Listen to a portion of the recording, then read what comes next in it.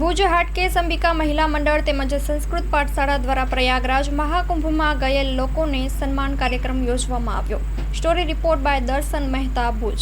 આજે ભુજના હાટકેશ અંબિકા મહિલા મંડળ અને સંસ્કૃત પાઠશાળા ખાતે કુંભ મેળામાં નાગર બ્રાહ્મણ અને વિસનગર નાગર 42 જણા ગયા હતા। એનો આજે અભિવાદન કાર્યક્રમ નાતીના અગ્રણી શ્રી દિવાકરભાઈ, પૂર્ણિમાબેન પાઠક અને હાટકેશ્વરના પૂજારી કનુભાઈ વ્યાસના વડપણ હેઠળ યોજવામાં આવ્યો હતો। આજે 30 જેટલા પરિવાર અહીંયા હાજર રહી અને જે સન્માન સ્વીકાર્યું છે એ બદલ હું સૌનો આભાર માનું છું।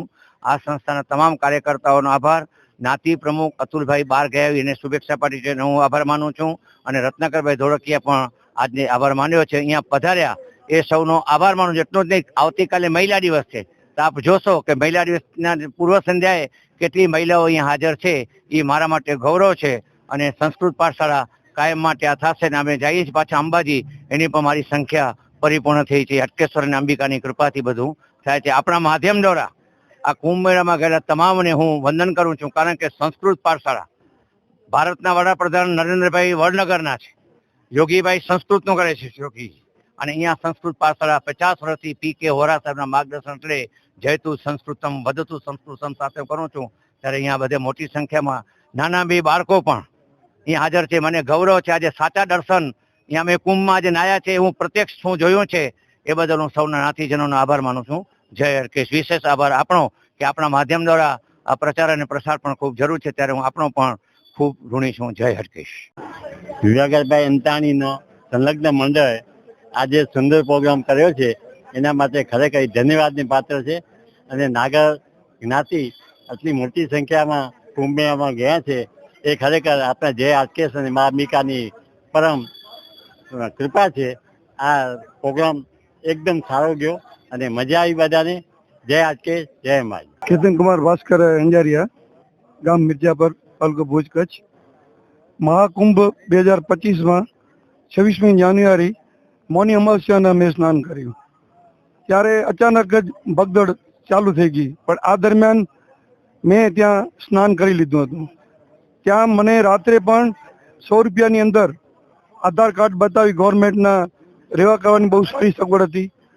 ભંડારાઓની અંદર બિલકુલ ફ્રીમાં જમાડતા હતા, કોઈ પણ જાતનો પૈસો જે ઓપો જે ખોટા વિડીયો આવ્યા છે એ બધું ફેક છે। નૈની બ્રિજ ક્રોસ કરી નૈની બ્રિજ આવવાનું, ત્યાં બાઇક સવારો અમુક માણસોને લૂંટતા હતા, અમુક માણસો ફ્રી સેવા આપતા હતા। ઓન કોલ પોલીસ તમને ફ્રી સેવા આપતી હતી। જે બુઝુર્ગો હતા એને સાયકલ સવારો લઈ, જે આપણે અત્યારે 3 વ્હીલર સાયકલ છે બેટરીવાળી ગાડીઓમાં, ત્યાં લઈને શિફ્ટ કરતા હતા। રોડવેજની બસો તમને ફ્રી ઓફ સંગમ સ્નાન સુધી લઈ જતી હતી। અને હું એક ભાગ્યશાળી છું, જે દિવસે મહાકુંભના અમાવસ્યા મૌની અમાવસ્યાના 10 કરોડ લોકમાં હું એ સંગમ ઘાટ ઉપર નાયો। હું નિપુણ માકડ, ભુજ।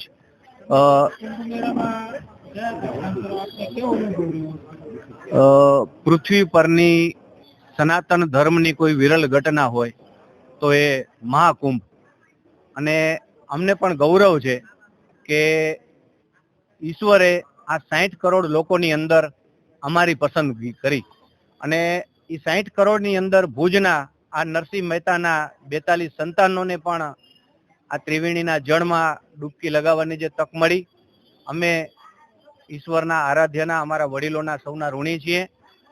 અને સંસ્કૃત પાઠશાળા અને વિવાકરભાઈ અંતાણી અને એમની ટીમ દરેક વખતે જ્ઞાતિના જે એવા કાર્યકર્તાઓ હોય છે કે જે કઠિન યાત્રાઓ કરે છે, સમાજમાં ક્યારેક આપદા આવે વિપદા આવે ત્યારે કોઈ એવા કામ સેવાના કરે છે, જ્ઞાતિના વિધવા બહેનો હોય, ત્યક્તા બહેનો હોય, આર્થિક પરિસ્થિતિના નબળા એવા પરિવારો હોય, જમણા હાથને ખબર પણ ન પડે એવી રીતે ડાબુ હાથ જેમ કામ કરે એવી રીતે સંસ્કૃત પાઠશાળા જ્ઞાતિજનોની વહારે આવે છે, મદદ કરે છે। એવી જ રીતે જ્યારે વિભાકરભાઈ અને એની ટીમે આજે આ તક પણ ઝડપી અને નરસિંહ મહેતાના એવા 42 સંતાનો કે જે ત્રિવેણીના જળની અંદર સ્નાન કરી અને કીર્તિમાન સ્થાપિત કર્યો છે, 60 કરોડ લોકોની અંદર ભુજમાંથી પણ જે 42 જણા ગયા, એમનો ઊંડે ગૌરવ છે। અને એક માળાના મણકારૂપી આજે બધાને અહીંયા બોલાવી બધાનું પૂજન કર્યું, એ માટે અમે બધા સૌ એમના ઋણી છીએ। તમામ ઘટનાઓ માનવ સર્જિત હતી।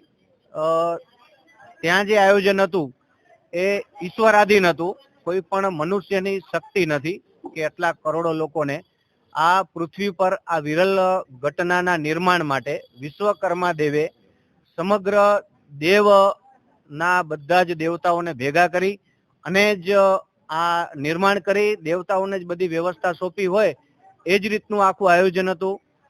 સમગ્ર ઉત્તર પ્રદેશ સરકારની જેટલી લાઇટો એક મહિનામાં જે વિદ્યુત ઉત્પાદન છે, એક મહિનાનું જેટલું વિદ્યુત ઉત્પાદન છે એટલું વપરાશ મહાકુંભનો એક દિવસના યુનિટનો હતો.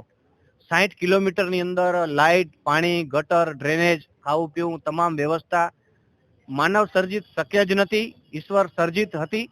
અને એ જ ઈશ્વર સર્જિતની અંદર અનુશાસન, શિસ્ત અને દરેક જગ્યાએ તમે જુઓ તો સ્વચ્છતા, કોઈ પણ એવી વસ્તુ નથી. હા, આપણે ભૂલ કરી જઈએ, આપણે જે જગ્યાએ જવાની મનાઈ હોય એ જગ્યાએ આપણે સંતોના દર્શન માટે જો ઘૂસી જઈએ તો અમુક વન વે જે થાય, ક્યારેક કોઈ રોડ રસ્તા અનુશાસન માટે સંખ્યાને ધ્યાનમાં રાખીને જો બંધ કરવામાં આવે અને એનામાં જો તમે અટવાઈ જાઓ તો જ તમારે ફરીને કે એ રીતે આવવું પડતું હતું. બાકી કોઈ મોંઘવારીની, પાણીની બોટલ 20 રૂપિયાની જ, નાસ્તાની પ્લેટ 20 રૂપિયાની જ, ખાવું પાવું પીવું રહેવું આવું જાવું ખૂબ જ અનુશાસન અને વ્યવસ્થામાં જ હતું. એટલે ખરેખર પરકાયા પ્રવેશ જેને કહેવાય કે યોગીજીના શરીરમાં કોઈ ઈશ્વરીય સંકેત આપીને જ ઈશ્વરીય અનુશાસનની રીતે ઈશ્વરે પ્રવેશ કરીને જ એમના હસ્તે આ ભગીરથ કાર્ય